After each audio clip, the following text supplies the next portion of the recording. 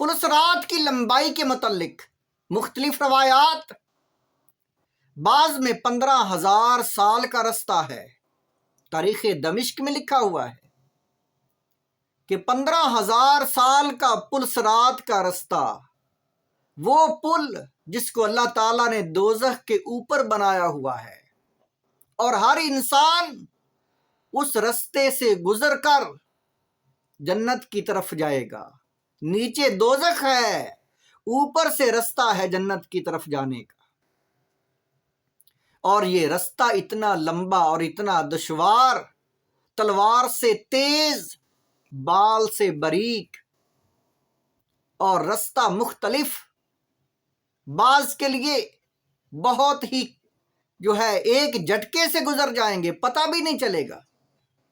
بعض کو تھوڑا وقت لگے گا، اور بعض تو اتنا لمبا رستہ ہے ان کے لیے۔ یہ بعض روایات میں ہے 15,000 سال کا رستہ ہے۔ قیامت کا ایک دن 50,000 سال کا ہے، اور پل صراط کا سفر 15,000 سال کا ہے۔ 50,000 سال کا وہ ایک دن، 25,000 سال انسان ذلیل و خوار ہوتے رہیں گے، حساب ہی نہیں شروع ہوگا۔ پھر حساب شروع ہوگا، پھر پل صراط سے گزارا جائے گا۔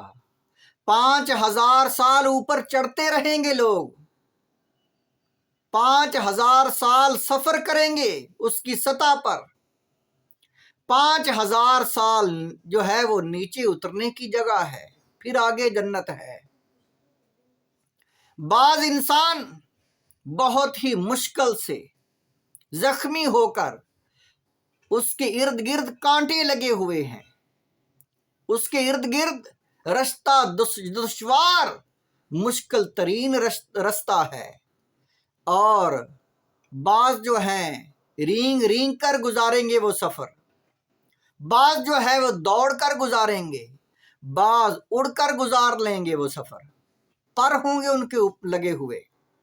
اور بعض وہ تیزی کے ساتھ بجلی کے جھٹکے کی مانند، بجلی کی رفتار کی مانند فوراً وہ سفر کو طے کر لیں گے اپنے اپنے اعمال کے مطابق۔ اور سب سے پہلے حضور علیہ السلام اس پل صراط سے گزریں گے۔ سب سے پہلے ہمارے نبی صلی اللہ علیہ وآلہ وسلم اس پل صراط سے گزریں گے، پھر انبیاء کرام مرسلین گزریں گے، پھر امتیں گزریں گی۔ حضور علیہ السلام سب سے پہلے گزر کر آگے جا کر دعائے خیر کریں گے اپنی امت کے لیے، اور امت کے لیے آپ دعا مانگیں گے، اور امت ایسے گزرے گی، نیک لوگ ایسے گزر جائیں گے جیسے بٹن دبایا بجلی فوراً گزر گئی، ایک جھٹکے کی مانند گزر جائیں گے۔ بعض گھوڑے کی رفتار سے گزریں گے، بعض دوڑتے ہوئے آئیں گے، اور بعض امتی فاسق و فاجر گناہگار امتی رینگ رینگ کر وہ 15,000 سال کا سفر طے کریں گے، اور بعض ایسے ہوں گے جو بد کردار برے انسان، وہ زخمی ہو کر ارد گرد پل صراط کے اوپر کانٹے لگے ہوئے ہیں، جو پکڑ لیں گے، زخمی کریں گے انسانوں کو، لیکن ان انسانوں کو جو بہت برے ہیں وہ زخمی ہو کر گزریں گے اور کامیاب ہو جائیں گے، اور بعض نیچے دوزخ میں گر جائیں گے۔ بعض امتی ایسے بھی ہوں گے جو نیچے گر جائیں گے، دوزخ میں گر جائیں گے۔ حضور علیہ السلام پھر ان کی بخشش کے لیے شفاعت کریں گے، لیکن سب سے پہلے حضور علیہ السلام اس پل صراط کے اوپر سے گزریں گے، اور آخر میں جا کر حضور علیہ السلام دعا مانگیں گے، رب سلم امتی، رب سلم امتی، یا اللہ میری امت کو سلامتی عطا فرما، یا اللہ میری امت کو اس پل صراط سے گزار دے۔ حضور علیہ السلام کی شفاعت سے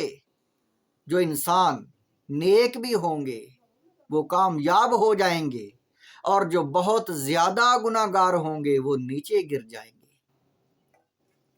حضور علیہ الصلوۃ والسلام پھر شفاعت کریں گے، یا اللہ میری امت، میری امت۔ حضور علیہ الصلوۃ والسلام کی دعائے خیر سے، شفاعت سے اللہ تعالیٰ فرمائے گا، اے میرے حبیب، جس نے کلمہ پڑھا ہے، جس کے دل میں رائی کے دانے کے برابر ایمان ہے، اے میرے حبیب اس کو جاؤ نکال لو۔ حضور علیہ الصلوۃ والسلام کی شفاعت سے وہ انسان جو بہت گناہ گار ہیں لیکن وہ اپنے فسق و فجور کی وجہ سے دوزخ میں تو چلے گئے لیکن وہ ایمان والے ہیں، حضور علیہ الصلوۃ والسلام کا کلمہ پڑھنے والے ہیں، حضور کی شفاعت سے اللہ تعالیٰ ان پر رحم فرمائے گا اور اللہ تعالیٰ ان کی بخشش فرما دے گا۔